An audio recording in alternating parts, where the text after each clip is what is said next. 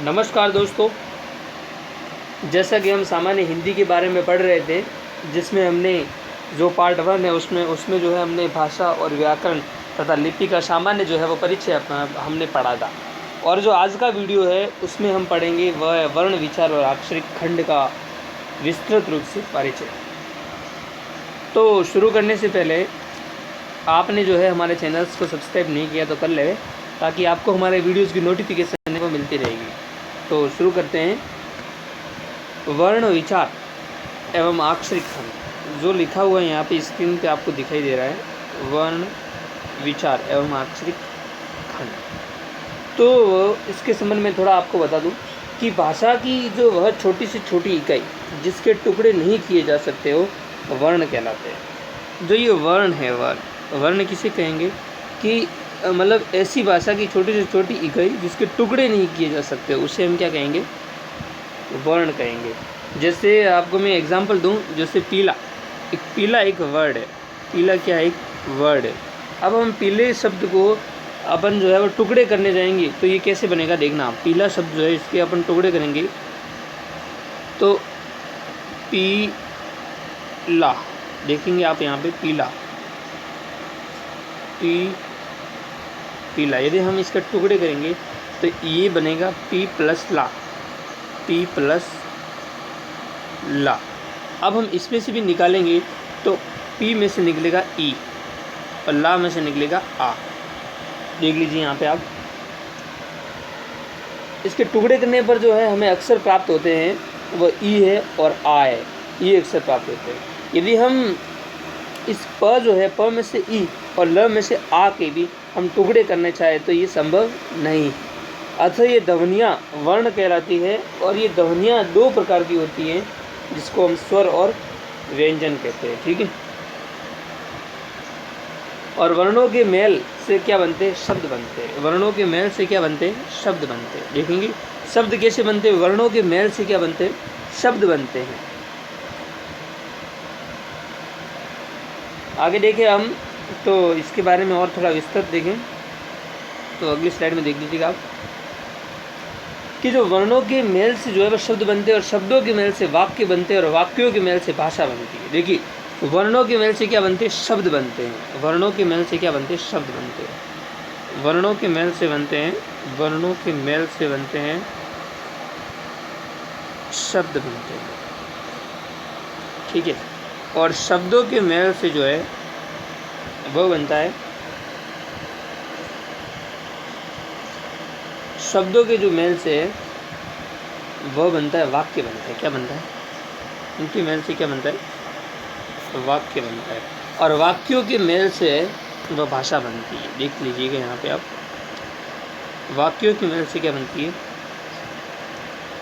भाषा बनती है। इस प्रकार से हम देखें तो वर्ण ही भाषा का मूल आधार है। और हिंदी में वर्णों की जो संख्या है वह कितनी है? 44 है। कितनी है? हिंदी में वर्णों की संख्या कितनी है? हिंदी के जो वर्ण है वह कितने? 44 है। हिंदी में जो वर्णों की संख्या है, वर्णों की संख्या कितनी है? 44 है। देख लीजिएगा आपसे। और मुंह से उच्चारित होने वाली ध्वनियों और लिखे जाने वाले इन लिपि चिन्हों को दो भागों में हम बांट सकते हैं। कितने भागों में हम बांट सकते हैं? दो भागों में। एक का नाम है स्वर और एक का नाम है व्यंजन। क्या नाम है? व्यंजन। स्वर और व्यंजन, इन दो भागों में हम बांट सकते हैं। तो देखिए हम आगे, तो स्वर जो है, स्वर क्या? स्वर। इस स्वर को देखें हम, स्वर खलमल स्वर शब्द को देखें। स्वर जो है, स्वर वर्ण जो है बिना किसी दूसरे वर्ण की सहायता के बोले जा सकते हैं, वे स्वर कहलाते हैं। और स्वर कितने होते हैं? 11 होते हैं। हिंदी में स्वर कितने होते हैं? 11 होते हैं, जो कि इम्पोर्टेंट है। आगे देखिए हम, तो स्वर तो आपको पता ही होगा कि स्वर कौन कौन से होते हैं। स्वर देख लीजिए कि यहाँ पे स्वर जो है वो अ से स्टार्ट होता है। अ, मैं आपको लिख के बता दूँ, अ, आ, ई,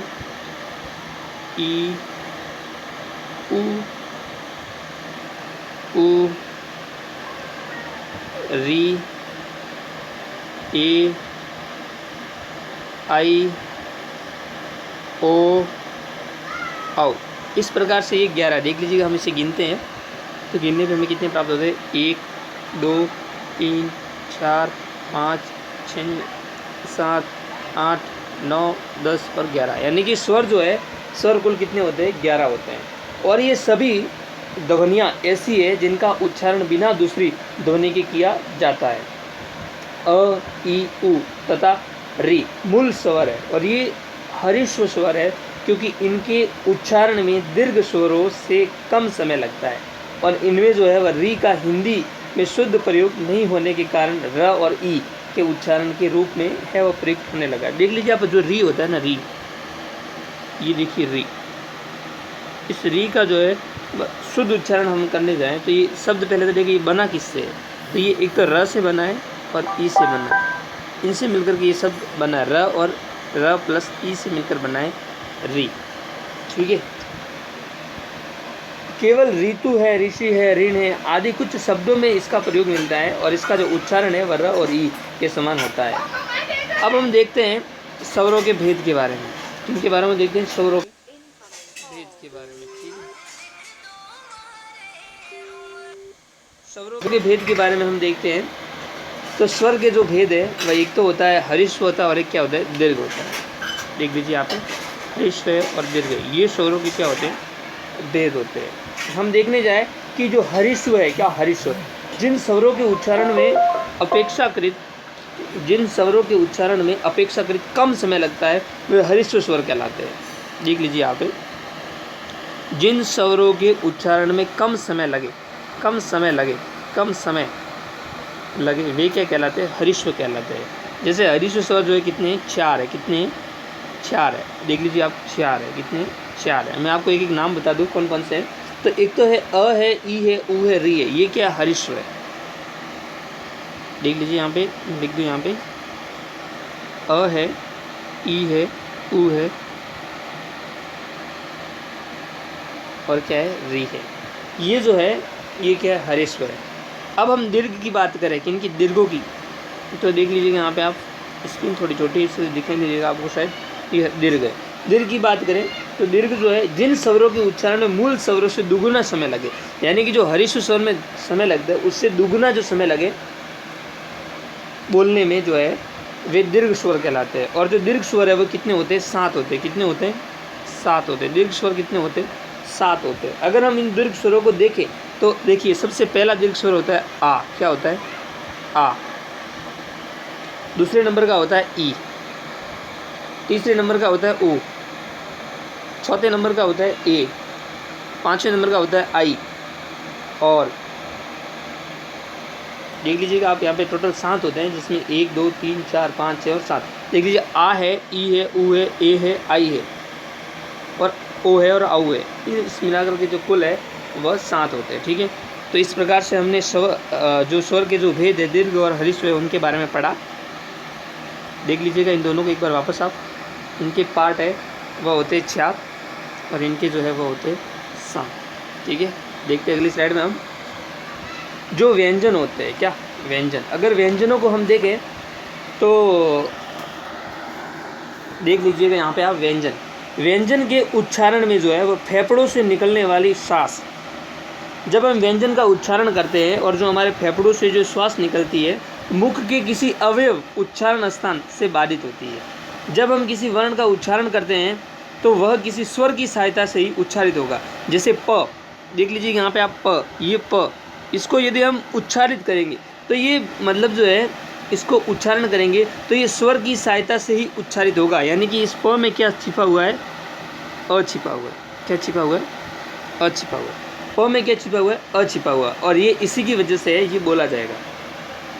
देख लीजिएगा आगे, उच्चारण करने पर जो है प और अ की सहायता से ये उच्चारित होगा। और हल चिन्ह, क्या हल चिन्ह, जो हल चिन्ह होता है ये हल चिन्ह होता है। ये जैसे राम लिखा मैंने, राम, तो म में ऐसे करते तो ये क्या होता है, हल चिन्ह, इसे हलंत भी बोला जाता है। ठीक है, देखते आगे हम, जैसे अपरान और अपरान, पाठ्य और पाठ्य। देख लीजिए यहाँ पे अपन 2 उदाहरण लिखते, जैसे अपरान है, क्या है, अपरान है, अ प है, रा है, अ है और न है। एक तो अपरान ये वर्ड है और एक जो अपरान है ये ऐसा लिखा जाएगा, प रा और ह में ही न चुका अपराह्न।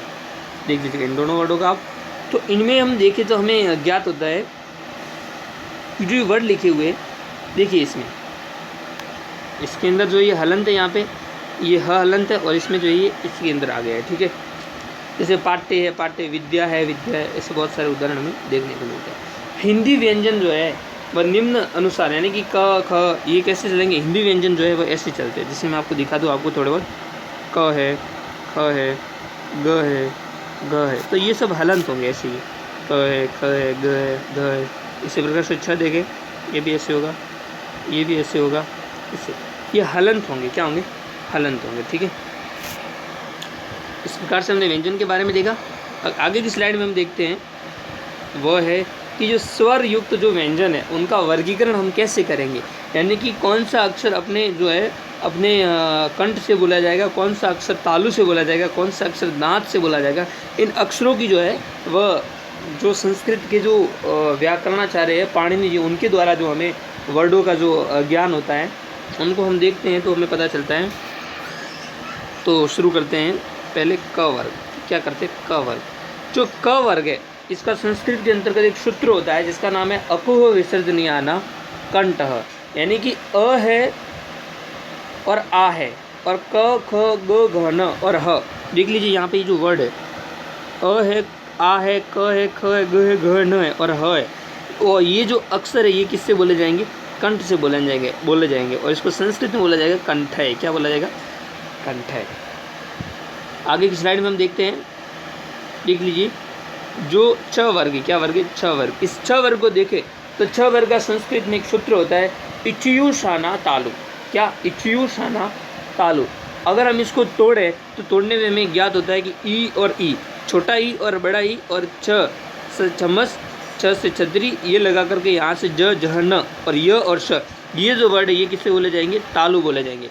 इसको संस्कृत में हम बोलेंगे तालव्य। क्या बोलेंगे, तालव्य, और ये नाम ध्वनि है। ठीक है, देखते हैं आगे हम, तो हमें ज्ञात होता है ट वर्ग। क्या, ट वर्ग। इन ट वर्ग को देखें तो ट वर्ग जो है इसका संस्कृत में सूत्र होता है ऋटुरषाणा मूर्धाः। क्या होता है, ऋटुरषाणा मूर्धाः, यानी कि जो ट है, ठ है, ड है, ढ है, न है, ड है, री है, श है, श षटकोण वाला, और र, इनसे जो वर्ड बोला जाएगा वो किससे बोला जाएगा, मूर्धा से बोला जाएगा। संस्कृत में सूत्र होता है वो क्या होता है, मूर्धन्य होता है। क्या होता है, मूर्धन्य होता है। आपको कंफ्यूज नहीं होना है, यहाँ पे अच्छे से देखना है।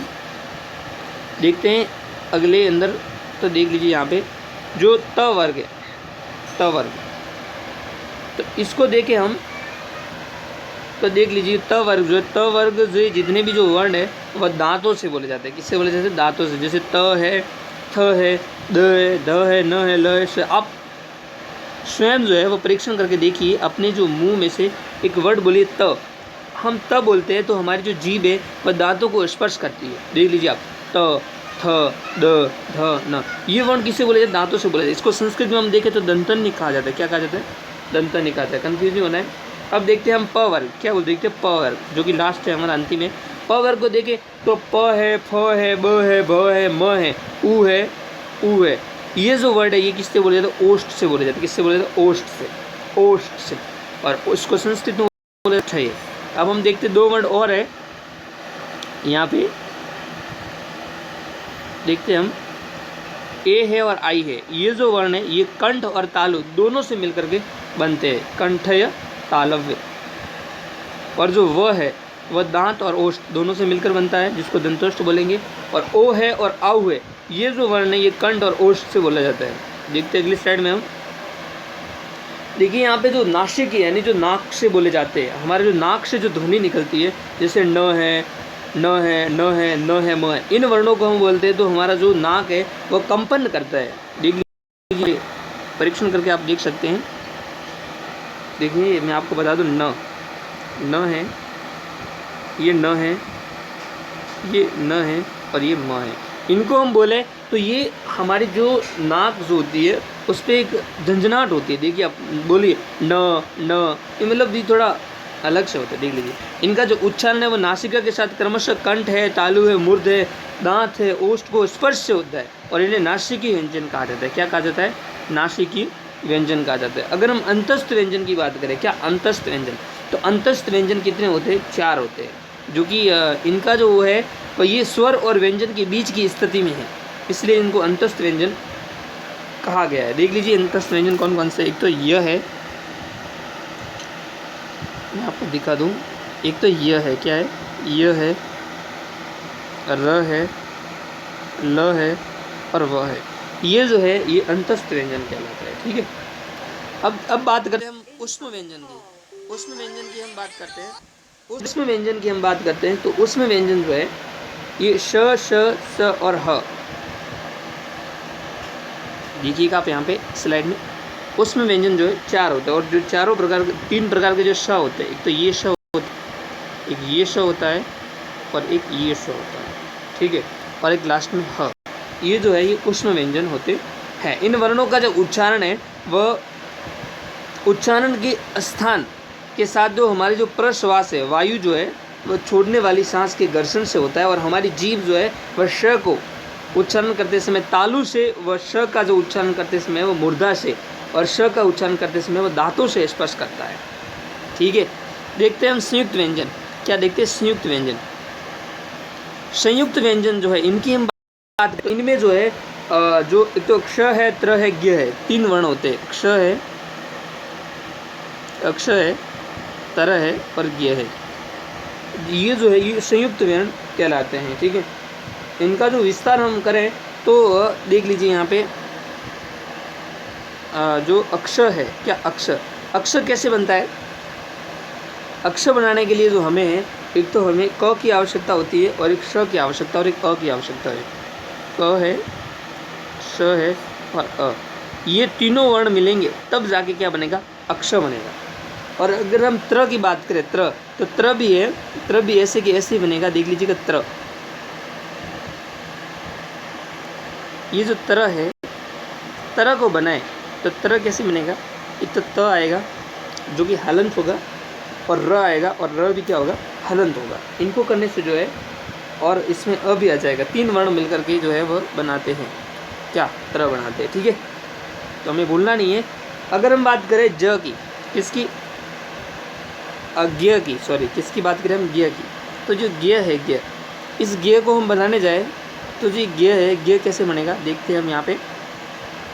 ये जो ज्ञ है इसको बनाने के लिए हमें एक तो ज की जरूरत पड़ेगी, और एक हमें जरूरत पड़ेगी इस न की जरूरत पड़ेगी। इन दोनों से मिला करके हमें क्या प्राप्त होता है, वह ज्ञ प्राप्त होता है, ठीक है।